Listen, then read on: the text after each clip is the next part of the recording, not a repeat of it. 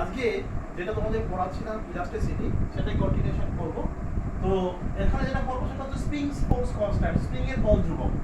দেখো এটা হচ্ছে একটা ইলাস্টিক স্প্রিং, স্থিতিস্থাপক স্প্রিং, যার প্রাথমিক দৈর্ঘ্য হচ্ছে এল। এর উপর কিন্তু কোনো লোড চাপানো হয়নি, কোনো লোড অ্যাপ্লাই করা হয়নি। এইবার কি করা হচ্ছে, ওর উপর একটা এক্সটার্নাল লোড দেওয়া হয়েছে, সেটা হচ্ছে এফ। এবং এই লোড মানে ভার, এবং এই লোডটা দেওয়ার ফলে ওর লেন্থটা হয়ে গেছে এল প্লাস এক্স, অর্থাৎ ওর দৈর্ঘ্য বৃদ্ধি হয়েছে এক্স। তাহলে এই এফ অর্থাৎ লোডের সাথে এই দৈর্ঘ্য বৃদ্ধির একটা সম্পর্ক আছে। সম্পর্কটা হচ্ছে এরকম, F proportional to minus x or f is equals to some constant k of minus x. k কে বলা হয় springs force constant, springs force constant, spring এর বল ধ্রুবক। এবার প্রশ্ন হতে পারে এই মাইনাস সাইনটা এলো কেন? এর কারণটা হচ্ছে যে ফোর্স যেদিকে কাজ করছে, ডিসপ্লেসমেন্টটা এক্সটা হচ্ছে স্প্রিং এর সরণ, তার ডিরেকশনটা কিন্তু এই এক্সটার্নাল ফোর্সের ঠিক উল্টো দিকে। কি করে বুঝবো? একটা সিম্পল এক্সাম্পল তোমাদের দিই। ধরো একটা স্প্রিং ধরে টানলাম, তাহলে নিচের দিকে টানলে স্প্রিং নিচের দিকেই আসবে। এবার কি হবে, যদি স্প্রিংটা ছেড়ে দিই, আমি কিন্তু ফোর্সটা রিমুভ করে দিয়েছি, স্প্রিংটা কিন্তু নিচের দিকে থাকবে না, স্প্রিংটা কিন্তু উপর দিকে উঠে চলে যাবে। তার মানে স্প্রিং এর অ্যাকচুয়াল ডিসপ্লেসমেন্টের ডিরেকশনটা হচ্ছে আপওয়ার্ড ডিরেকশনে, whereas আমি কিন্তু ফোর্সটা অ্যাপ্লাই করেছি ডাউনওয়ার্ড ডিরেকশনে। তার মানে বুঝতেই পারছো যে ফোর্সের ডিরেকশনের সাথে স্প্রিং এর যেটা ইলংগেশন হলো সেটা কিন্তু সম্পূর্ণ অপোজিট ডিরেকশনে কাজ করছে, সেই কারণে এটা নেগেটিভ সাইন এসছে। এবার এই যে রাশিটা আমরা পেলাম ফোর্স কনস্ট্যান্ট, স্প্রিং এর বল ধ্রুবক, তো এর ইউনিটটা কি? k ইকুয়াল টু হচ্ছে f বাই x। এই সময় সাইনটা আমি কনসিডার করছি না, সাইনটা কেবলমাত্র ডিরেকশনের জন্য আসে, ওই জন্য আমি লিখেছিলাম। তাহলে সিজিএস সিস্টেমে এটা হচ্ছে টাইম সেন্টিমিটার ইনভার্স, আর এসআই সিস্টেমে হচ্ছে নিউটন মিটার ইনভার্স হলো। আর ডাইমেনশনটা কি হবে? মাত্রা। মাত্রা হচ্ছে দেখো m t to the power minus, এটা হচ্ছে মাত্রা m t to the power minus 2। ঠিক আছে, ওকে। এবারে আমরা যেটা বোঝাবো এখানে, এবারে আমরা যেটা করব সেটা হচ্ছে তোমার স্প্রিং এর স্থিতিশক্তি, এটা কিন্তু খুব ইম্পর্টেন্ট। পোটেনশিয়াল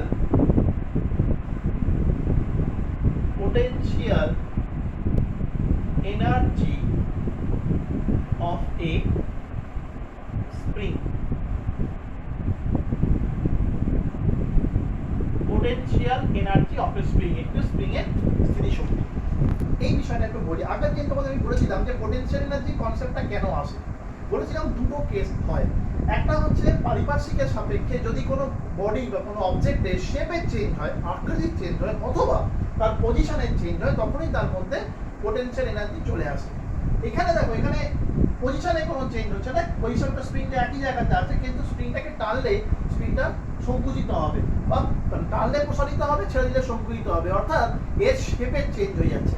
এবং সেই জন্যই কি হচ্ছে, স্প্রিং এর মধ্যে পোটেনশিয়াল এনার্জি এসে হাজির হবে, এবং এই পোটেনশিয়াল এনার্জি আসবে হচ্ছে due to its elastic property, এর স্থিতিস্থাপক ধর্মের জন্য আসবে জিনিসটা।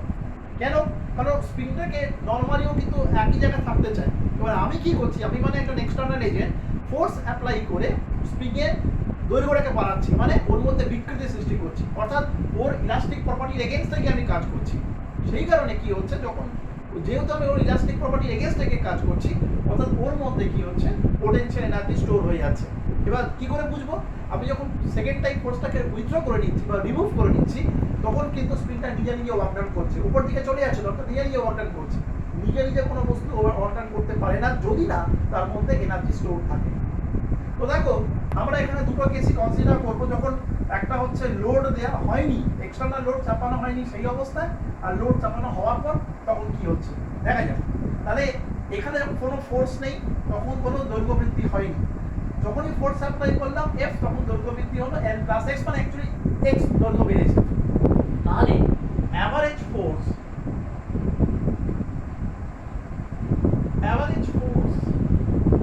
acting on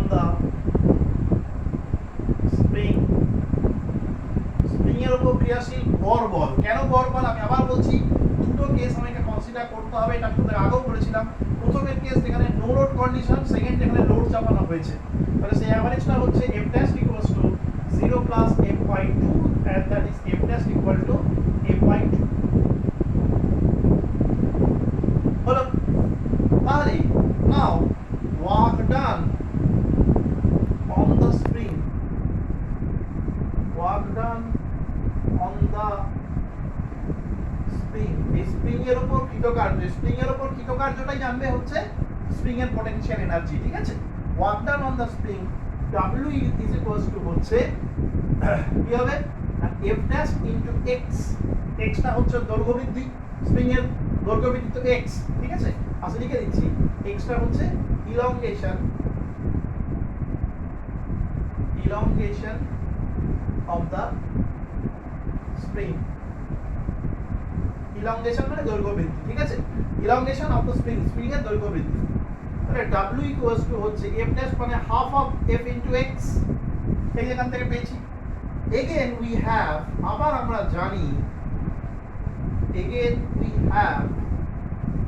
আমরা জানি f is equals to হয় kx, মাইনাস সাইনটা আমরা ইগনোর করে দিলাম, f equal to হচ্ছে kx, এখানে k টা হচ্ছে স্প্রিং এর বল ধ্রুবক, ফোর্স স্প্রিং ফোর্স কনস্ট্যান্ট বা ফোর্স কনস্ট্যান্ট অফ স্প্রিং, ঠিক আছে। তাহলে এটা যদি এখানে বসিয়ে দিই তাহলে W is equals to হবে হচ্ছে half of kx স্কয়ার, একটা kx বসলো আগে থেকে একটা x ছিল, এটা হচ্ছে স্প্রিং এর পোটেনশিয়াল, যেটাকে আমরা EP দিয়েও লিখতে পারি, EP equal to half kx square, this is the formula, EP equal to হচ্ছে half kx square, এটা হচ্ছে স্প্রিং এর পোটেনশিয়াল এনার্জি ফর্মুলা, দেখেন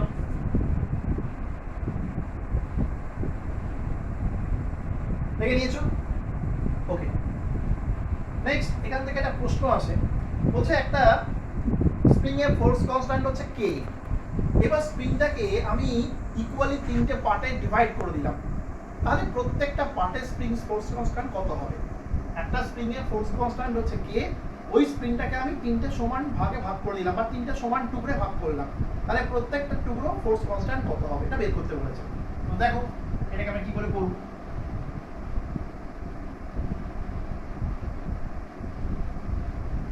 আমরা তোমাদের মনে হতে পারে আনসারটা হয়তো হচ্ছে k/3 হবে, টোটালটা হচ্ছে k, তাহলে এটাকে তিন ভাগে ভাগ করলে হয়তো k/3 হবে, দেখা যাক কি হয়। আমরা জানি we have F equal to KL, যেখানে L টা হচ্ছে length of the spring, x এর পরিবর্তে L লিখলাম, length of the spring, spring এর দৈর্ঘ্য, তাহলে k মানে কত? F/L, this is equation 1, k টা হচ্ছে অরিজিনাল ফোর্স কনস্ট্যান্ট, মানে মেইন যে স্প্রিংটা তার ফোর্স কনস্ট্যান্ট হচ্ছে k। এইবার এখন কি হচ্ছে, নাও k dash equals to force constant যদি k dash হয়ে থাকে, that should be F/L/3, k dash equal to হচ্ছে F/L/3, কেন? কারণ এটাকে তিনটে পার্টে ভেঙে দিয়েছি, তাহলে কি হলো k dash equal to হলো 3 F/L, R k dash equal to হলো 3k, তাহলে প্রত্যেকটা পার্টের ফোর্স কনস্ট্যান্ট হচ্ছে এখন 3k, এটা কিন্তু মাথায় রাখবে। যদি দুভাগ করতে বলে তাহলে এখানে হতো হচ্ছে 2k, চার ভাগ করতে বললে হতো 4k, ঠিক আছে, যেটাই বলবে না কেন সেটাই হয় L/2 বা L/3 বা L/4 এভাবে ডিভাইড হয়ে যাবে, ঠিক আছে। দেখে নাও এটা কিন্তু শর্ট কোশ্চেন আসে এই অঙ্কটাই, সেটা তিন ভাগের জায়গায় দুভাগ করতে বলতে হতে পারে বা চার ভাগ করতে বলতে পারে, কিন্তু এই কোশ্চেনটা কিন্তু আসে, হলো বেশ। এবার যেটা করাবো সেটা হচ্ছে combination of spring. Combination of spring মানে হচ্ছে স্প্রিং এর সমবায়, তোমরা ক্লাস 10 এ যখন পড়েছো তোমরা পড়েছো রোধের সমবায় পড়েছো, সেখানে তোমরা পড়েছো সিরিজ কম্বিনেশন, প্যারালাল কম্বিনেশন, এগুলো তোমরা পড়েছো, হ্যাঁ, শ্রেণী সমবায়, সমান্তরাল সমবায়। এখন এটা ওইভাবেই করবো, সেটা হচ্ছে কম্বিনেশন অফ স্প্রিং, অর্থাৎ স্প্রিং এর সমবায়, ঠিক আছে, স্প্রিংস হবে। তো প্রথমে আমরা যেটা করবো সেটা হচ্ছে সিরিজ কম্বিনেশন, শ্রেণী সমবায়।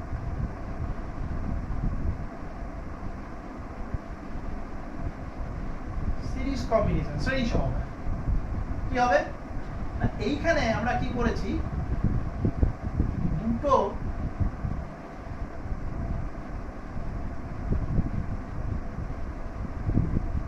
স্প্রিং আছে, ঠিক আছে, এটার ফোর্স কনস্ট্যান্ট হচ্ছে K1, এটার ফোর্স কনস্ট্যান্ট হচ্ছে K2 হলো। এটাকে আমরা এভাবে জয়েন করে রেখেছি সিরিজে। এখানে কিন্তু কোনো লোড অ্যাপ্লাই করা হয়নি, নো লোড কন্ডিশনে আছে। এবার কি করলাম, আমি এই দুটোর উপরেই সেম লোড অ্যাপ্লাই করছি, সেম লোড দুটোর উপরই অ্যাপ্লাই করছি, এবং তার ফলে ওদের লেন্থটাও চেঞ্জ হবে, K1 K2, এখানে একটা ফোর্স দেওয়া হচ্ছে F, ঠিক আছে। এবং মনে করলাম যে এর ফলে প্রথম স্প্রিং এর ক্ষেত্রে তার ইলংগেশনটা হচ্ছে x1, দ্বিতীয় স্প্রিং এর ক্ষেত্রে ইলংগেশনটা হচ্ছে x2, ইলংগেশন মানে দৈর্ঘ্য বৃদ্ধি। তাহলে for the first spring,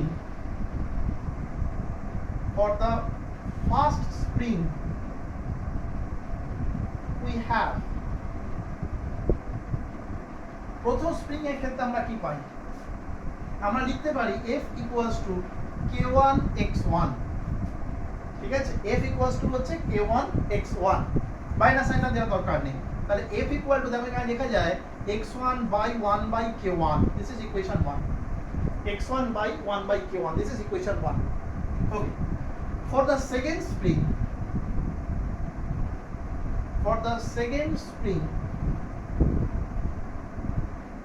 we have, দ্বিতীয় স্প্রিং এর ক্ষেত্রে আমরা লিখতে পারি F equal to, F ই হবে কিন্তু, কারণ দুটো স্প্রিং এর উপরে একটাই ফোর্স কাজ করে, সেটা হচ্ছে F। তাহলে F equals to হচ্ছে K2 x2, তাহলে F equals to হচ্ছে x2 divided by 1 by K2, this is equation 2 হলো। এইবার দেখো ইকুয়েশন 1 এবং ইকুয়েশন 2 এর লেফট হ্যান্ড সাইডটা সমান আছে, তাহলে রাইট হ্যান্ড সাইড গুলো ইকুয়াল হবে। therefore এখানটা করছি, therefore from 1 and 2 we get, 1 আর 2 থেকে আমরা কি পাবো, x1 by 1 by K1 equals to x2 by 1 by K2 equals to হচ্ছে x1 plus x2 divided by 1 by K1 plus 1 by K2, তাহলে ফাইনালি পেলাম F equals to x1 plus x2 divided by 1 by K1 plus 1 by K2, equation 3। এইটা কি করে এলো এটা বুঝতে হবে। কোনো একটা ভগ্নাংশ, মনে করো p by q equal to r by s যদি হয়, এটা মনে করো একটা ভগ্নাংশ আছে p by q equal to r by s, এই ভগ্নাংশের লবের যোগফল যদি করি, that is p by p plus r equal to y q plus s, এটা হচ্ছে বীজগণিতের সংযোজন নিয়ম বলা হয়। p plus r equals to হচ্ছে q plus s, এখানে মিলিয়ে দেখো, এখানে p মানে হচ্ছে x1, q মানে হচ্ছে 1 by k1 equals to r মানে হচ্ছে x2, s মানে হচ্ছে 1 by k2, তাহলে কি হলো x1 plus x2 অর্থাৎ p plus r equal to হলো q plus s, 1 by k1 plus 1 by k2। এটা কার সাথে সমান হবে, f এর সাথে। কেন সমান হবে f এর সাথে, কারণ x1 by k1 টা f এর সঙ্গে সমান ছিল, x2 by 1 by k2 টা f এর সঙ্গে সমান ছিল, তাহলে এটাও যদি পরস্পরের সঙ্গে সমান হয় তাহলে ডেফিনেটলি এটাও কিন্তু ওই f এর সঙ্গেই সমান হবে। ঠিক আছে, দেখে নাও একবার, এটা বুঝতে হবে, দেখে নাও, দেখে নিয়েছো। এবার আমি এই দিকের পার্টটা মুছে দিচ্ছি, ঠিক আছে, এই দিকের পার্টটাই মুছে দিচ্ছি, ভালো করে দেখো। আমরা এখান থেকে কন্টিনিউ করব। আমরা পেয়েছি we have f equals to x1 plus x2 divided by 1 by k1 plus 1 by k2, this is equation 3। এটা আমাদের ছিল, এটাই এখানে লিখলাম। এইবার একটা জিনিস দেখো ভালো করে, এটাকে মুছে দিচ্ছি। তোমরা যখন ক্লাস 10 এ রোধের সমবায় শিখেছিলে, সিরিজ কম্বিনেশন বা প্যারালাল কম্বিনেশন, সেখানে তোমরা একটা তুল্য রোধ বের করতে, ইকুইভ্যালেন্ট রেজিস্ট্যান্স, এখানেও তাই করতে হবে।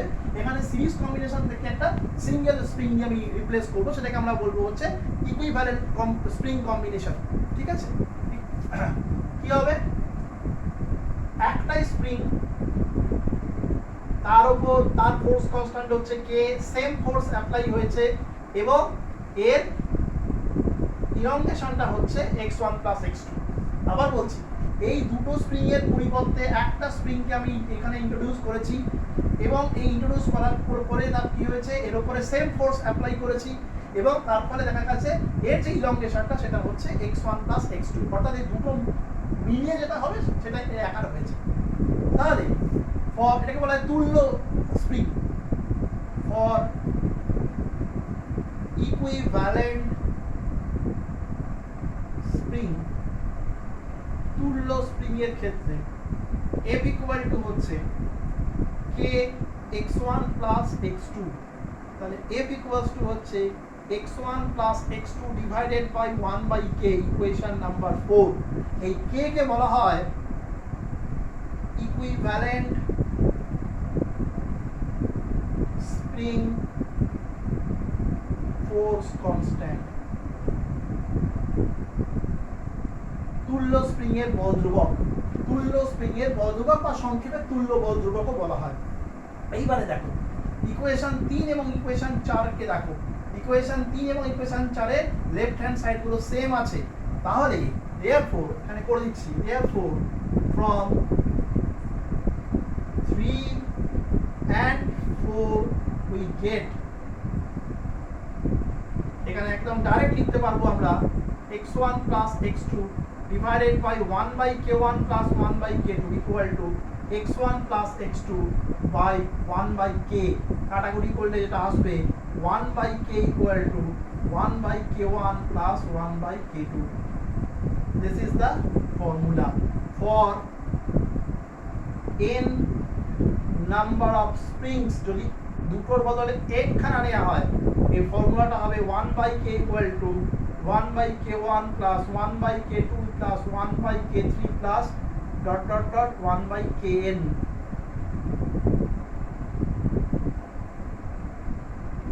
এটা ... আছে 1/kn।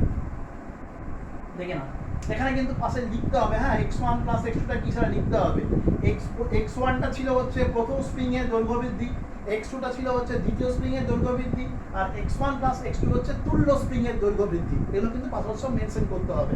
এই যখন লিখছো না পাশে, এই যে এখানে যখন লিখছো না কে x1 x2, তখন x1 + x2 লিখতে হবে যে তুল্য স্প্রিং এর দৈর্ঘ্য বৃদ্ধি, elongation of the equivalent spring.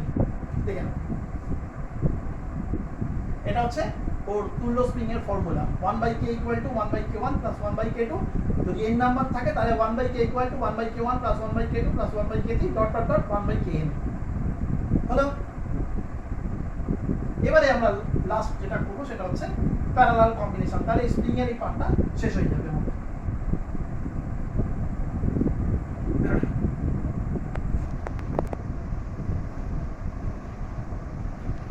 Parallel combination এটা করলে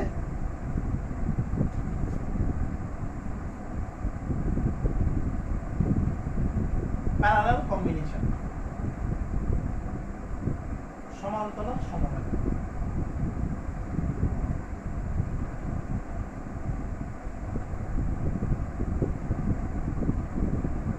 এইরকম একটা স্প্রিং নিয়েছি আমি, ঠিক আছে, তার সঙ্গে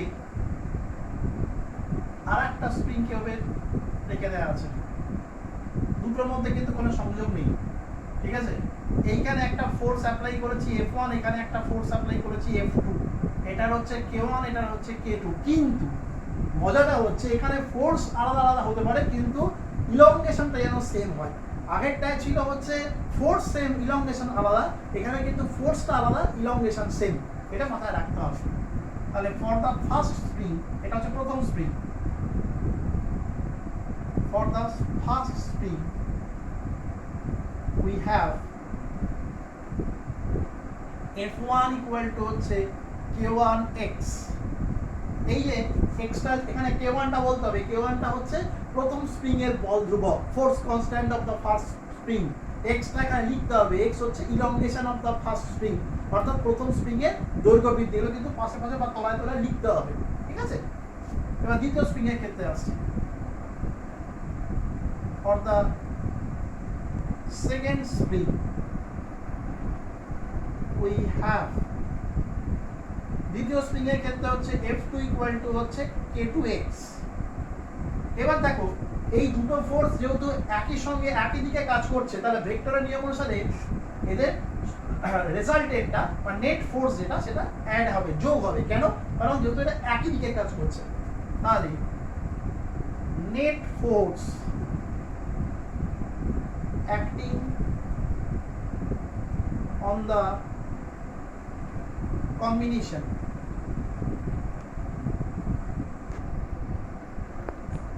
ইজ, যে সমবায়ের ওপর মোট যে ফোর্সটা কাজ করছে সেটা হচ্ছে F equals to F1 plus F2 or F equals to K1 plus K2 into X, equation number 3। K1 K2 হয় X এর অন নিলাম হলো।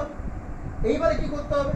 এইবারে আগের মতো আমাদেরকে ইকুইভ্যালেন্ট বার করতে হবে, অর্থাৎ এই দুটো স্প্রিং এর পরিবর্তে আমরা একটা সিঙ্গেল স্প্রিংকে ইন্ট্রোডিউস করব, যেখানে ফোর্স হবে কিন্তু রেজাল্টেন্টটা এবং তার ইলংগেশনটা হবে হচ্ছে x।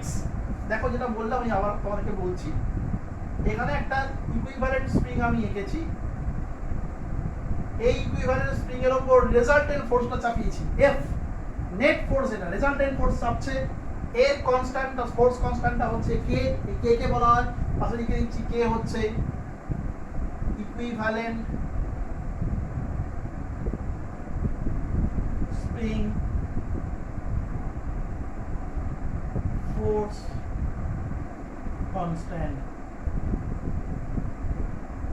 Equivalent spring force constant অর্থাৎ তুল্য স্প্রিং এর বল ধ্রুবক বা সংক্ষেপে তুল্য বল ধ্রুবক, তুল্য বল ধ্রুবক। ঠিক আছে, তাহলে রেজাল্টেন্ট ফোর্স চাপছে এই সমবায়টার উপরে, মানে ইকুইভ্যালেন্টের উপরে, ওর ইকুইভ্যালেন্ট ফোর্স কনস্ট্যান্ট হচ্ছে k এবং ইলংগেশনটাও কিন্তু হবে x।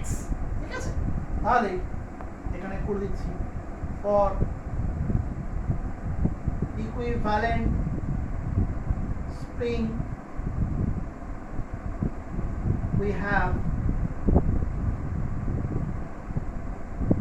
F is equals to kx, equation number 4। এই যে দেখো এখানে মেনশন করলাম তো k, kটা কিন্তু অলরেডি বলা আছে, তোমরা কিন্তু দেখাই দিবে k হচ্ছে তুল্য বল ধ্রুবক, x হচ্ছে তুল্য স্প্রিং এর দৈর্ঘ্য বৃদ্ধি, সেটা হচ্ছে ইংলিশটা হচ্ছে elongation of the equivalent spring, এটা লিখতে হবে। ঠিক আছে, তাহলে এবার দেখো ইকুয়েশন 3 আর ইকুয়েশন 4 কে যদি দেখা যায় ওদের লেফট হ্যান্ড সাইড গুলো সমস্ত সেম আছে, তাহলে therefore from 3 and 4 we get, একবারে ডাইরেক্টলি দিচ্ছি k ইকুয়াল টু হবে k1 plus k2, x x কেটে যাবে। ঠিক আছে, এইটা হচ্ছে formula for n number of springs, যদি n সংখ্যক স্প্রিংস থাকে কি হবে, k ইকুয়াল টু হবে k1 plus k2 plus k3 plus dot dot dot dot। দেখুন প্রত্যেকটা ক্ষেত্রে আমাকে আগে বেসিক ছবিগুলো আঁকবো এবং তার সাথে তার ইকুইভ্যালেন্টকে নিতে হবে, নিয়ে এইভাবে আমরা অ্যাপ্লাই করব। আজকে এইটুকুই থাকবে। হ্যাঁ, স্প্রিং এর ফোর্স কনস্ট্যান্ট যেটা শিখলাম, স্প্রিং এর ফোর্স কনস্ট্যান্টের উপর একটা অঙ্ক শিখলাম। হ্যাঁ, তারপর যেটা শিখলাম সেটা হচ্ছে স্প্রিং এর পোটেনশিয়াল এনার্জি, তার এক্সপ্রেশন শিখলাম, সেখান থেকে স্প্রিং এর সিরিজ কম্বিনেশন, প্যারালাল কম্বিনেশন, ছবি এবং তার এক্সপ্রেশনগুলো, এগুলো কিন্তু যে কোনো একটা পরীক্ষায় আসতে পারে, ভালো করে দেখে নাও।